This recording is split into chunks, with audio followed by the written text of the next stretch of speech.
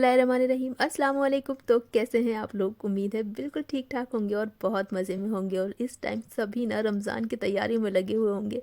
जी हाँ, सबके घर में चल रही हैं रमज़ान की तैयारियाँ। मेरे घर में भी चल रही हैं रमज़ान की तैयारियां। तो बस कुछ काम हो गए हैं, कुछ चल रहे हैं, तो कुछ बस धीरे धीरे रमज़ान आने तक इंशाल्लाह ताला पूरे हो ही जाएंगे हम सब के सारे काम।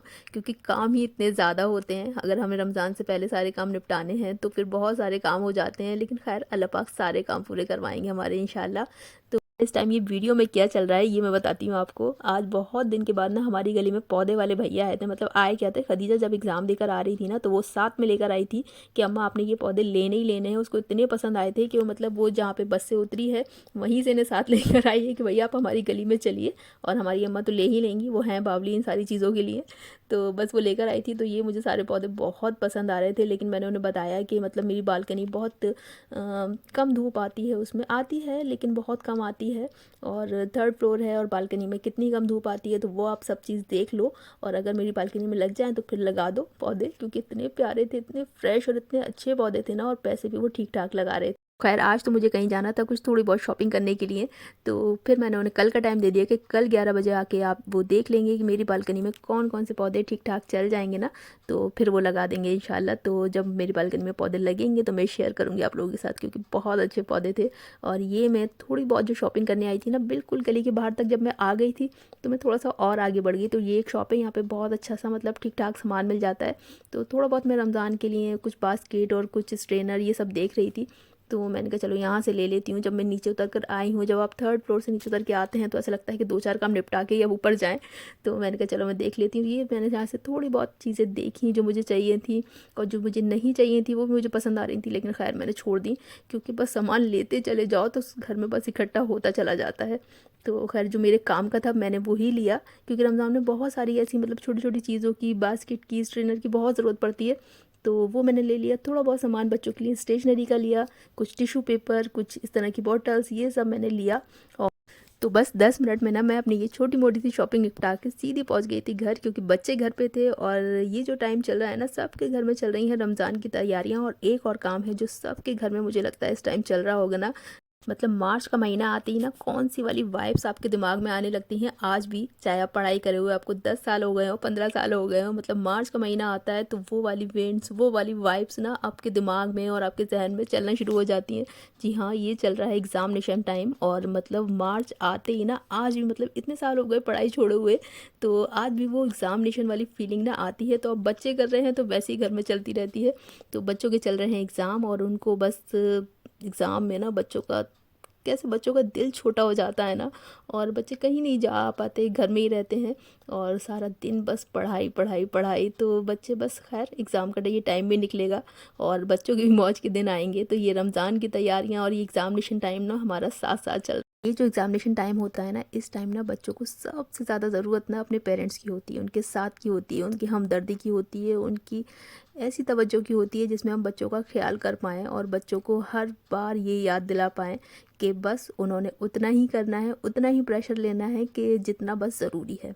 बहुत ज़्यादा सोचना नहीं है, बहुत ज़्यादा परेशान नहीं होना है, क्योंकि सारे बच्चे होते हैं। मुझे लगता है हम भी जब पढ़ाई करते थे ना तो वाकई इतना ज़्यादा परेशान हो जाते थे, इतना प्रेशर होता था, जबकि वो प्रेशर हमारे घर में कोई नहीं डालता था। मतलब हमारे मम्मी पापा तो बिल्कुल ही नहीं कहते थे। मतलब अगर पढ़ाई करते हुए लेट हो गए ना तो पापा आगे कहते थे कि बस रख दो, बहुत हो गया, मतलब ऐसे कहते थे।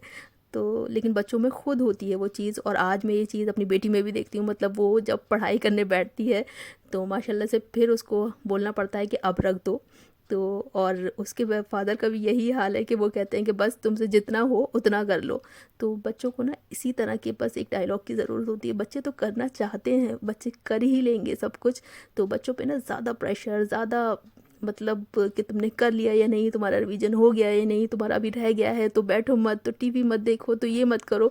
तो ऐसे नहीं, बच्चों पे इतना ज़्यादा प्रेशर डालने की ज़रूरत नहीं है। डालना ही है तो अपनी मोहब्बत का डालिए, ताकि बच्चे खुद चार्ज हो जाएं उससे और फिर वो सारे काम करने की वो जज्बा उनके अंदर आ जाए कि नहीं, हमने करना है अपने पेरेंट्स के लिए ये काम। तो और अल्लाह ताला की मोहब्बत बच्चों के दिल में, और ये चीज़ कि अल्लाह ताला करवाएंगे तुम्हारे सारे काम इंशाल्लाह। तो ये बराबर साथ साथ चलते रहना चाहिए। मैं अपने बच्चों को एग्जामिनेशन टाइम में ना बार बार याद दिलाती रहती हूँ कि तुम नमाज़ पढ़ लो, तुम ये दुआ पढ़ लो, तुम दुआ मांग लो, तो तुम्हारे सारे काम हो जाएंगे इंशाल्लाह। तो बच्चों के दिल में वो चीज़ घर कर जाती है, और जब वो अपने मार्क्स अच्छे आते हुए और अपने मतलब रिजल्ट अच्छा आते हुए देखते हैं तो उन्हें बहुत अल्लाह ताला पे मतलब यकीन होने लगता है कि नहीं, अल्लाह ताला ने हमारी दुआ सुन ली, कबूल कर ली। तो एक दुआ है एग्ज़ामिनेशन के लिए छोटी सी, तो वैसे तो जो दुआ अपने लफ्ज़ों में मांगी जाए उससे अच्छी कोई दुआ नहीं होती। फिर भी बच्चों को छोटी छोटी सी दुआएं, छोटी छोटी सी सूरतें, उनकी अहमियत, उनकी मोहब्बत उनके दिल में होनी चाहिए। तो एक छोटी सी एग्ज़ामिनेशन के लिए दुआ है तो बहुत अच्छी है। दुआ है तो मुझे लगता है कि जितनी भी माएँ मेरा चैनल देख रही हैं वो अपने बच्चों को ज़रूर याद कराएंगी तर्जुमे के साथ, ताकि बच्चों को उसकी अहमियत समझ में आए। तो दुआ ये है, रब्बी इन्नी मगलूबुन फंतसिर, मेरे रब मैं बेबस हूँ, आप मेरी मदद फरमाइए। तो बच्चों को याद करा, छोटी सी और बहुत प्यारी सी दुआ है। जब बच्चे एग्ज़ाम देने बैठेंगे ना और ये दुआ पढ़ेंगे तो कैसे अल्लाह ताला उनकी दुआ नहीं सुनेंगे, कैसे अल्लाह ताला उनकी दुआ कबूल नहीं करेंगे। अल्लाह ताला हमसे बहुत मोहब्बत करते हैं और हमारी सारी दुआएं सुनते और कबूल करते हैं। तो बच्चों के दिल में बैठानी है ये बात। अच्छा, आप लोग सोच रहे होंगे कि मतलब मैं आपसे इतनी सीरियस बात कर रही हूँ बच्चों के एग्ज़ामिनेशन टाइम की और बच्चों की पढ़ाई की, उनके प्रेशर की और सारी बातें, और मैं खुद शादियाँ अटेंड कर रही हूँ बच्चों को लेके टाइम में। तो जी नहीं, ये शादी मैंने अटेंड की थी बच्चों की एग्ज़ाम शुरू होने से जस्ट पहले, मतलब फरवरी लास्ट में।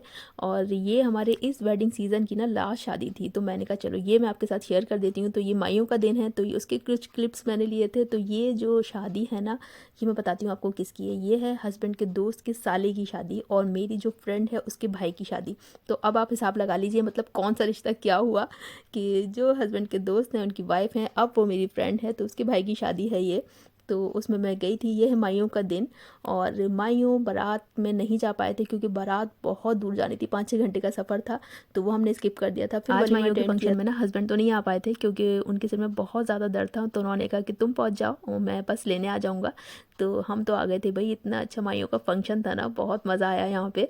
और ये ना जब अब्बा बच्चों को छुप के छोड़ के जाते हैं ना तो बच्चे देखो कुछ ऐसे रोते हैं। और ये जितने भी आप ग्रीन कलर की फ्रॉक और मल्टी कलर के दुपट्टे देख रहे हैं ना, ये हैं दूल्हा की बहन है, जिन्होंने चारों ने ना एक से सूट पहने थे और बहुत अच्छी लग रही थी माशाल्लाह से सबकी सब। और भाइयों की जो शादी की खुशी होती है ना वो अलग ही होती है। और ये देखिए मामू की शादी में से अगर अम्मा कहें कि कल का एग्ज़ाम है और आज हमें घर जाना है, मतलब हम नानी के नहीं रुक पाएंगे, तो बच्चे कुछ ऐसे ही रोते हैं। तो इन दोनों बच्चों को देख के ना, फातिमा को और मोहम्मद को, मुझे मतलब अपना टाइम आ गया।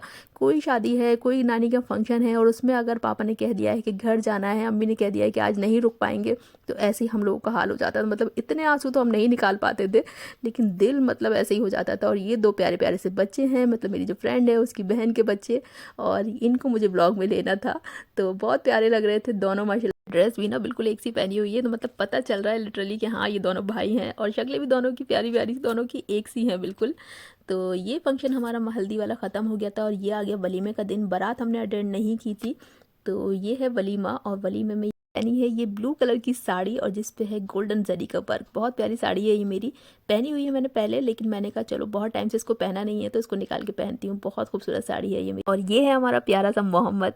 तो फरवरी मार्च वाली जो शादियाँ होती हैं ना, उसका मौसम मुझे इतना अच्छा लगता है और इतनी अच्छी लगती हैं मुझे इस वाले महीनों की शादियाँ ना। खैर मेरी शादी भी मार्च में ही हुई थी तो इसलिए नहीं, लेकिन ये वाला मौसम कुछ ऐसा होता है ना कि अगर आप शैनिल का सूट निकाल के पहने तो आपसे कोई ये नहीं कहेगा कि गर्मी है शैनिल क्यों पहन लिया। कोई आप अगर कॉटन का सूट निकाल के पहन ले तो कोई ये नहीं कह पाएगा कि सर्दी है तुमने कॉटन क्यों पहन ली। तो ये मौसम कुछ ऐसा है ना कि अपनी मर्जी से जो चाहे वो पहनो। इसके बाद जो मौसम आएगा ना, तो मर्जी के मुताबिक नहीं, सिर्फ मौसम के मुताबिक ही कपड़े पहन पाएंगे आप।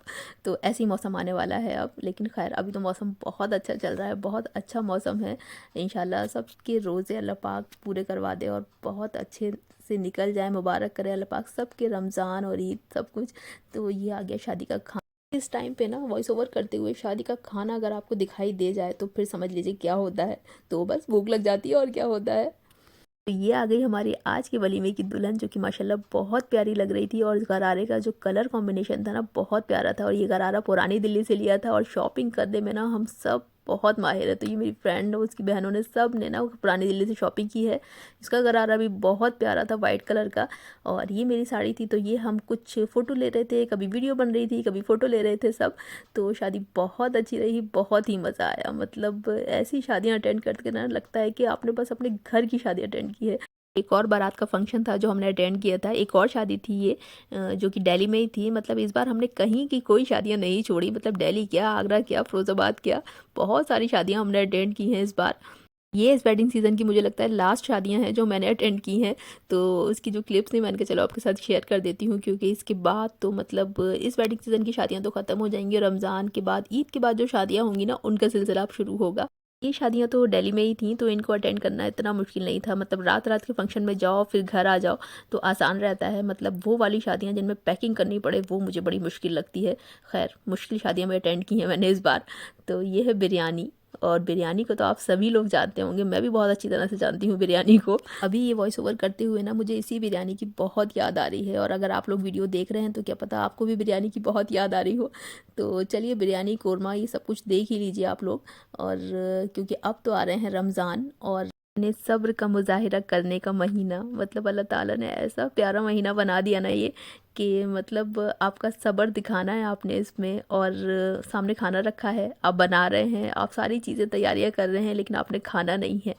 तो वो सब्र वो कंट्रोल आपको सिखाता है रमज़ान। इस एक महीने में सीखे हुए हासिल किए हुए सब्र को कंट्रोल को ना अपने पूरे साल लेके चलना होता है। मतलब बार बार याद करना होता है साल में, जब कोई भी परेशानी, कोई मुश्किल, कोई ऐसी चीज़ जिसमें आपको कंट्रोल नहीं हो रहा हो, वो चाहे खाने पीने की ना हो, जिसमें आपको कंट्रोल नहीं हो रहा, जिसमें आपको सब्र नहीं आ रहा, तो फिर आपने याद कर लेना है कि रमज़ान में भी तो किया था ना हमने सब्र, कंट्रोल किया था ना, अपने आप को रोका था ना। क्या जो सब्र हम रमज़ान में सीखते हैं, कंट्रोल सीखते हैं, तो वो क्या हम पूरे साल में बाकी दिनों में नहीं कर सकते। तो वही तो सीखना है हमें, रमज़ान से सीखे अपनी ज़िंदगी में उसको उतारना है, लाना है। तो बस यहीं तक था आज का ब्लॉग। कैसा लगा आपको बताइएगा ज़रूर। अच्छा लगा हो तो प्लीज़ लाइक, चैनल को प्लीज़ सब्सक्राइब। अब मुलाकात होगी एक और अच्छे से ब्लॉग में। अल्लाह हाफिज़।